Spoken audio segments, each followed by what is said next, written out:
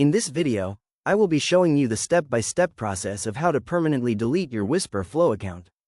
Starting here on the main dashboard, I can see my dictation history, my current words per minute average, and the status of my trial period at the top. To begin the account removal process, I'll move my cursor down to the bottom left-hand corner of the sidebar and click on the Settings button. Once the Settings overlay opens up, I'm presented with various configuration options like shortcuts, microphone selection, and language preferences under the General tab. To find the deletion option, I need to navigate to my specific profile settings, so I'll go ahead and click on the Account tab located on the left side of the window. In this account view, I can review my personal details, including my first and last name along with the email address I used to sign up. At the very bottom of this screen, right next to the Sign Out option, I'll click on the button labeled Delete Account.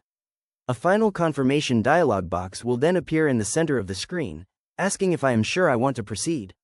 This is a critical step because the message explains that this action will permanently erase all of my data, personalized memory, and custom dictionary entries from both my local computer and the cloud servers. Since I want to move forward with the removal, I would simply click the red Delete Account button to finalize the process and completely remove my information from the system. If you found this walkthrough helpful, please consider liking the video and subscribing for more quick tips and tutorials.